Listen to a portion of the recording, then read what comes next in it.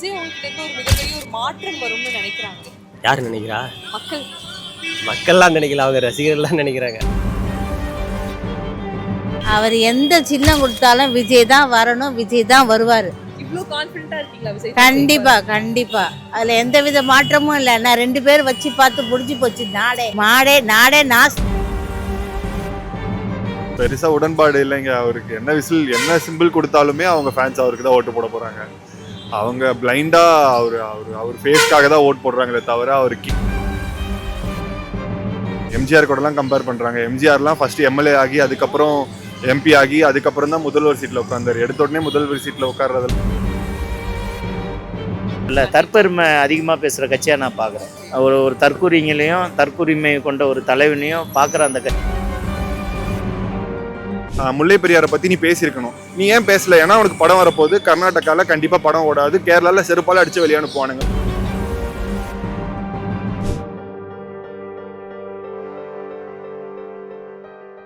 Hello ma'am, இப்போ தளபதி அவர்களுக்கு வந்து விசில் சின்னம் ஒதுக்கப்பட்டிருக்கு. அந்த சத்தம் எல்லாரையும் போய் சென்றடையும். அது வெற்றியா மாறும்னு நினைக்கிறீங்களா? வெற்றியாக மாறினா நல்லாயிருக்கும் தான் எனக்கு தோணுது. ஜெயிச்சா நல்லாயிருக்கும்.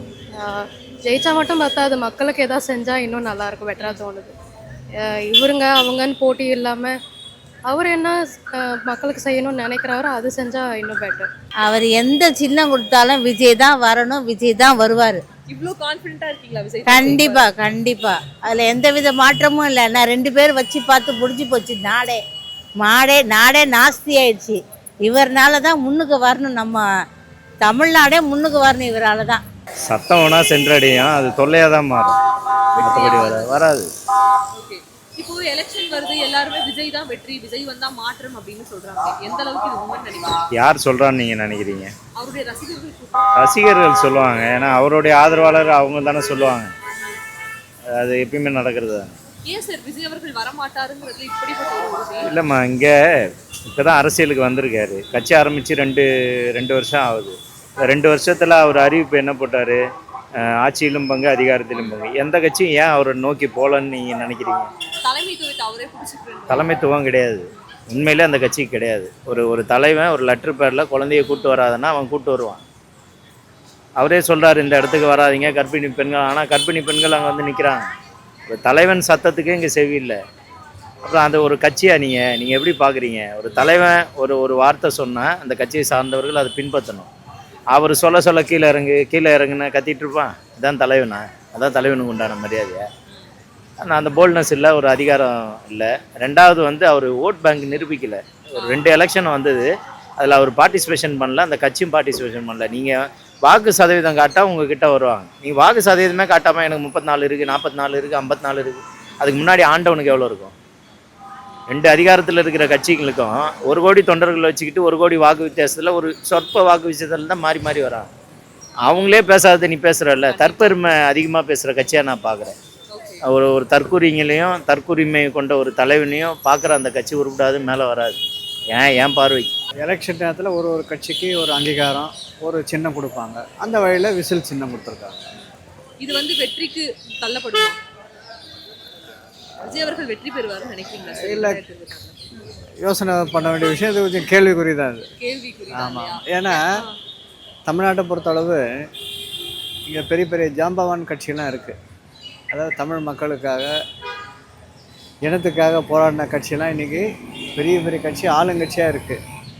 அதனால் அதெல்லாம் எதிர்த்து வரணுன்றது சிரமந்தான், யாராக இருந்தாலும் சிரமந்தான். பட் இப்போ கலைன்றது டஃப்பாக இருக்கும். பட்டு திமுகவை எதிர்த்து அரசியல் பண்ணுறதுன்றது சிரமந்தான். ஏன்னா இன்றைக்கி குறிப்பிட்டு சொல்லும்படி என்ன விஷயம்னா, பெண்களுக்கான தேவையான அடிப்படை விஷயங்களை நிறைய வந்து இந்த அரசு செஞ்சுருக்கு. ஏன்னா மெஜாரிட்டி ஆஃப் தி ஓட்டர்ஸ் பார்த்திங்கன்னா நீங்கள் பெண்கள் தான். அவங்க முடிவு எடுக்கிறதானே தவிர அது வந்து திமுகவுக்கு சாதகமாக இருக்குது. பெருசா உடன்பாடு இல்லைங்க அவருக்கு. என்ன விசில் என்ன சிம்பிள் கொடுத்தாலுமே அவங்க ஃபேன்ஸ் அவருக்கு தான் ஓட்டு போட போறாங்க. அவங்க பிளைண்டா அவர் ஃபேஸ்க்காக தான் ஓட் போடுறாங்களே தவிர அவருக்கு கீழே என்ன நடக்குது, அவங்க என்ன பாலிடிக்ஸ் பேசுறாங்க. புஷி ஆனந்த் காங்கிரஸ்காரன், ஆதவ அர்ஜுனா பிஜேபிக்காரன், அதை வச்சுட்டு நாங்கள் புதுசாக அரசியல் பண்ணுறோன்ட்டு பேசுகிறாங்க. அதுக்கும் இவங்க எல்லாம் பின்னாடி போகிறாங்க. ஸோ எம்ஜிஆர் கூடலாம் கம்பேர் பண்ணுறாங்க. எம்ஜிஆர்லாம் ஃபஸ்ட்டு எம்எல்ஏ ஆகி அதுக்கப்புறம் எம்பி ஆகி அதுக்கப்புறம் தான் முதல்வர் சீட்டில் உட்காந்தார். எடுத்த உடனே முதல்வர் சீட்டில் உட்கார்றதுலாம் ரொம்ப கஷ்டம். ஸோ ஒரு புது பாலிட்டிக் குரூப் வர்றது வந்து யாருமே வேண்டான்னு சொல்ல போகிறதில்ல. ஒரு ஒரு ப்ராப்பர் ஒரு ஐடியாலஜியோட இது சொன்னாலும் என்ன ஐடியாலஜி பிரின்சிபல் இதை வச்சு எவ்வளோ நாள் ஓட்ட போகிறீங்கன்றாங்க. தமிழ்நாடு ஃபார்ம் ஆனதே பேசிக் ஐடியாலஜியில் தான். திராவிடர் கழகத்துலேருந்து தனியாக வந்து திராவிட முன்னேற்ற கழகம் ஃபார்ம் பண்ணி இவ்வளோ நாள் மற்ற ஊர்லாம் போய் பார்த்தா தான் தெரியும் அவங்க எவ்வளோ படிப்பறிவு இல்லாமல் பட்டறிவு இல்லாமல் இருக்காங்கன்னு சொல்லிட்டு. தமிழ்நாட்டில் எவ்வளோ படிப்பறிவோட பட்டறிவோட இருக்கும். இதை ஒரு முடிவு எடுக்கக்கூடிய தகுதி உனக்கு இருக்குது, சுயநிலை இருக்குது, ரேஷ்னல் திங்கிங் இருக்குன்ற காரணமே வந்து திராவிடத்தோட பேஸ் தான்.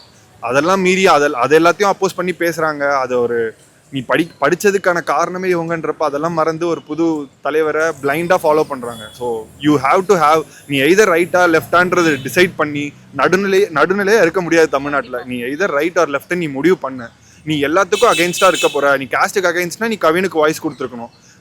நீ எல்லாத்துக்குமே அகைன்ஸ்ட்னா நீ மற்ற ஸ்டேட்டுக்கெலாம் பயாஸ்டாக இருக்க மாட்டேன்னா நீ முல்லை பெரியாரை பற்றி நீ பேசியிருக்கணும். நீ ஏன் பேசல? ஏன்னா உனக்கு படம் வரப்போகுது. கர்நாடகாவில் கண்டிப்பாக படம் ஓடாது. கேரளாவில் செருப்பால் அடித்து வெளியே அனுப்புவானுங்க முல்லை பெரியாரை பற்றி பேசினா. அதனால அவர் பேச மாட்டேங்கிறாரு.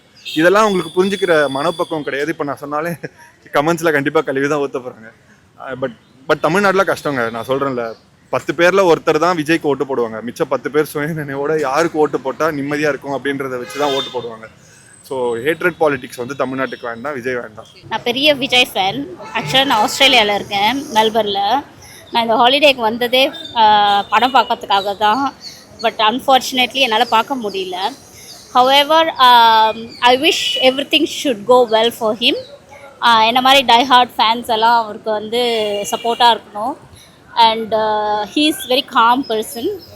அந்த காம்னஸ் வந்து கன்ஃபார்மாக வந்து will give him a huge success, not only in the films, also in the new career which he's chosen. So கண்டிப்பா விசில் சத்தம் உலகம் முழு தமிழ்நாடுல மட்டும் இல்லாமல் வேர்ல்டு வைடு எல்லாருமே அவங்களுக்கு சப்போர்ட் பண்ணுவாங்க. சென்றடையும். அவர் மாஸ் ஹீரோ தானே. அவர் ஒரு தடவை விசில் போட்டாருன்னா எல்லாருக்கும் போய் ரீச் ஆயிரும். ஆனால் யாருக்கூடயும் கூட்டணி அந்த மாதிரி எதுவுமே வச்சுக்கல. முதல் முறையெல்லாம் முதலமைச்சர் ஆக முடியாது. ஓகே. ஏன்னா ஓட்டு ஆல்ரெடி பேங்க் ஏடிஎம்கே டிஎம்கே வந்து ஒரு பேசிக் இருக்கும், அவங்களுக்கு கோர் வரையும் இருக்குது. இவருமா வந்து ஏதாவது ஒரு டிஸ்டர்ப் தான் பண்ண முடியுமே தவிர தடவைலாம் ஆட்சியெலாம் அமைக்கிறது தான் சாத்தியமே கிடையாது. ஆனால் விஜய் அவங்ககிட்ட இருந்து ஒரு மிகப்பெரிய ஒரு மாற்றம் வரும்னு நினைக்கிறாங்க. யார் நினைக்கிறா? மக்கள்லாம் நினைக்கல, அவங்க ரசிகர்கள்லாம் நினைக்கிறாங்க. அதாவது ஓட்டு எல்லாம் பிரிஞ்சு தானே இருக்குது. இப்போ 50 வருஷமாக கட்சி இருக்குல்ல, டிஎம்கே ஒரு செட்டு இருக்கும், ஏடிஎம்கே ஒரு செட்டு, அவங்க பேஸ் அப்படியே தான் இருக்கும்.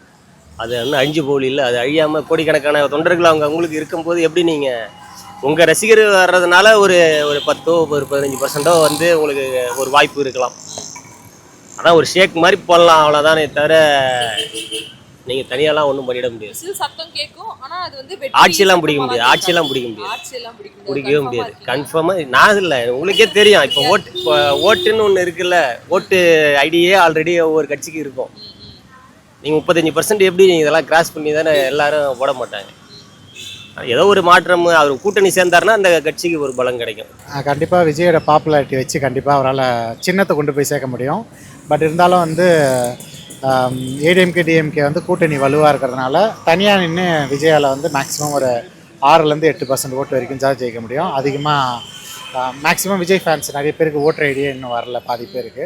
ஸோ அதனால் கொஞ்சம் இதுவாக இருக்குது. கூட்டணி இல்லாமல் ஜெயிக்க முடியும்? கண்டிப்பாக கூட்டணி இல்லாமல் ஜெயிக்க முடியாது. ஏன்னா மற்ற ஆப்போசிட் ஆள்லாம் கூட்டணியோட தான் இருக்காங்க. இப்போ டிஎம்கேனா வந்து விடுதலை சிறுத்தை, காங்கிரஸ், கம்யூனிஸ்ட், மார்க்சிஸ்ட், இந்திய கம்யூனிஸ்ட்டு இருக்காங்க. அதேமாதிரி ஏடிஎம்கேல வந்து இப்போ பிஜேபி, அதேமாதிரி வாசனை, டிடிவி தினகரன் இவங்க எல்லாமே இருக்காங்க. பாமகவில் அன்புமணி கேங்கு உள்ள போயிருக்கு. ஸோ அதனால் வந்து கூட்டணி இல்லாமல் ஜெயிக்க முடியாது. ஏன்னா இதில் வந்து காஸ்ட் கன்சாலிடேஷன் ஓட்டு இருக்குது, மதம் எல்லாமே ஓட்டு இருக்குது, காசு வேறு இருக்குது. விஜய் வந்து ஒரு சில இடத்துல காசு கொடுப்பாங்க. மேக்ஸிமம் சினிமா பாப்புலாரிட்டி வச்சு 6-8% ஓட்டு தான் வரும், லைக் விஜயகாந்த் மாதிரி.